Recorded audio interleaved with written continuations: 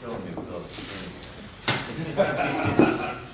You can go round table. We can start over here in the corner, and we'll work our way around. I'll start off with a basic question on how you got involved in this project to begin with. You know, you have agents and you have managers, and they are actively looking for new job opportunities, and they read tons of scripts. And then you have a director, in our case Connor, who has a short list of actors that he could see play the lead role of Jake. And the two worlds come together. You know, I'm not sure if Connor reached out to my people or if my people had read the script and, you know, submitted myself for the role of Jake. It ended up me taking a meeting with Connor, and I read the script. I love the script, so I wanted to do it right away. And then Connor I don't think he knew much about me, so he wanted to meet me in person. Obviously in Twilight, I only had so many lines, so he just wanted to see what kind of person I was, especially if you're working with someone. You know, you don't want it to feel like work. You want to make sure that, you know, everything's going to go great on set, and that this person can pull off the physicality as well as the acting chops. So I met with him, and, you know, I fell in love with him, and he's a really amazing director. You know, he's great to work with, but just a really great guy. The action sequences, did you have to train especially, you know, to shoot guns and... Well, I love action movies. I love being physical. That is one of my strong suits. Crying on camera, probably not one of my strong suits. Some people are just good at different things. You can always work towards it, but I'd rather play towards my strengths, which are more physical, action-packed roles.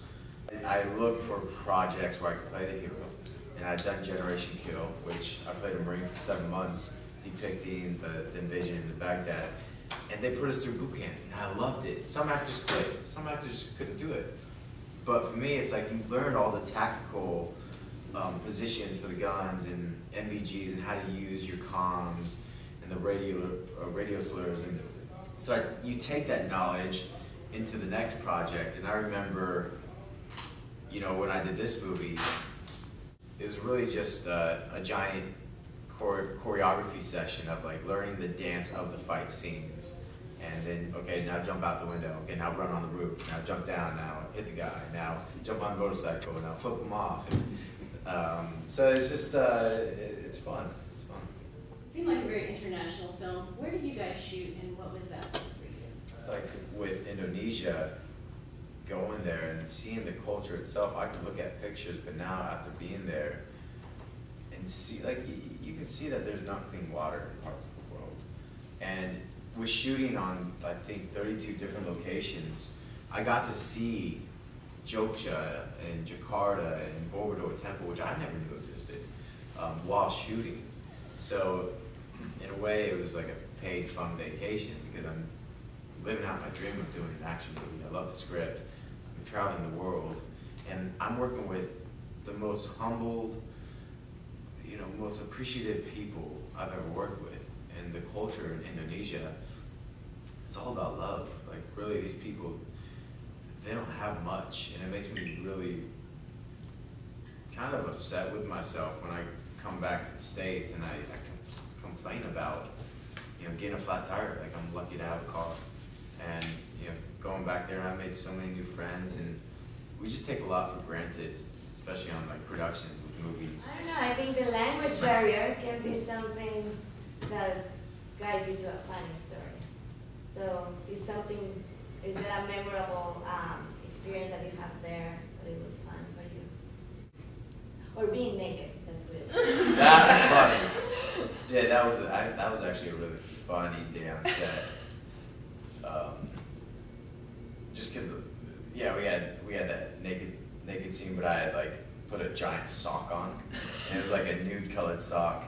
And Hashim, Ario, comes in and he like knows we're doing the naked scene, and he doesn't, like it's meant that I'm supposed to turn and do the whole like flashing him. And as I'm turning, it's the first take, it's a closed down set, I have this giant like nude sock. It was like I had elephantitis. And you know, he's turning, he's doing his thing, and he turns to me as I'm in his face, his reaction. And he just started busting out laughing. And that was probably the funniest day on set. And to this day, I still have that sock, which is, but it's just in the memory drawer, and I always laugh. Good. You touched on this a little bit about what it was like to work with veteran actor Mickey Rourke. Oh, Mickey. He would say a lot of things. Half of it I couldn't understand. The other half, I think there was another time period before TMZ, before everyone had camera phones, where he would just tell stories. I was just like, man, you had it good. You had it good. He's Mickey Rourke. I think there's some actors who are just them, and that's what works. And you can't copy it. You can't copy it. So the advice that he said would not work, because his advice was like, just don't give a F, and say whatever you want. Connor doesn't mind what's on the script, and he'd say whatever, but it'd work. And that's what would work for his character.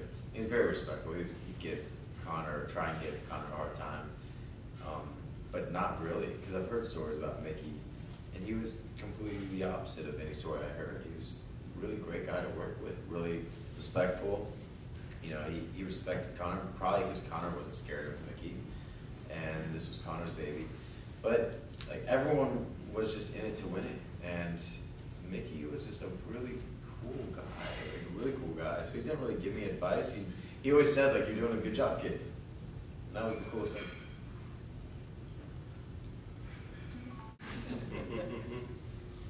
Do you see this film as a career kind of a transition for you? What's the importance of this as far as, moving forward, kind of maybe expanding your fan base a little bit? Man, I'm a business guy, but I never do something to expand my business in a sense like that. I do passion projects, and I fell in love with this one.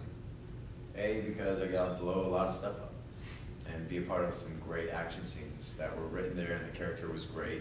And of course, I always want to be working on bigger and better things, but I also want to challenge myself, and I like being the lead of stuff as well. I like being on set versus waiting in the trailer. I like being active.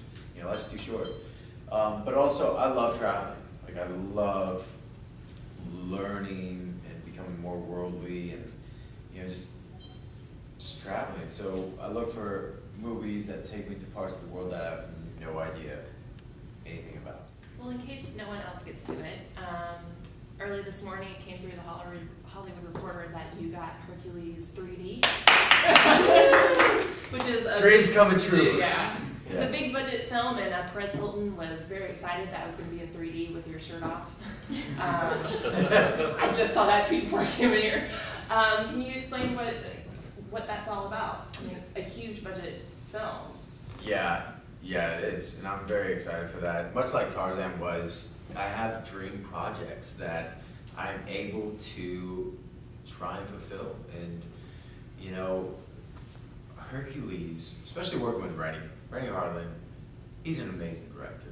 He's an amazing man. I love taking meetings with different people. Thanks to Twilight, it's really opened up so many doors for me to create my own material in action movies, but then also position myself for dream roles. And that's where it's really good to be choosy, and it's tough to be choosy. And it's tough to get the itch of feeling unemployed and passing on so many projects when you don't have to. And I'm glad I did, because it feels right, and I'd rather work where it doesn't feel like work and you're doing it because your heart's into it.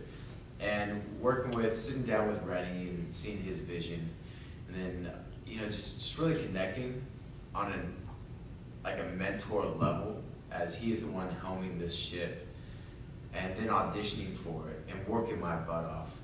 And this is something that I really, really wanted. It really shows that hard work pays off. And now it's horseback training, sword fighting. I'm gonna work on an accent because I don't want to be contemporary, but I know that I'm not British, so that's not gonna come naturally. So I just want to work and make the most real Hercules I can. I know Dwayne Johnson, The Rock's doing one as well. He's massive. The great thing about our story is it's more organic, and he's not. And like even talking with Rennie, I love putting on weight. I'd feel more Hercules-ish if I just could be like Twilight size again. He's like, don't worry about that. You know, just cut up if you want. You know, if you can, just cut up. You don't need to be massive. We're telling the story of a man who doesn't feel like he is part God. You know, so there's doubt, and there's a lot of human traits in that, and a lot of things that we can relate to when you just don't feel like you are good enough, where you feel like the world's against you and you feel alone.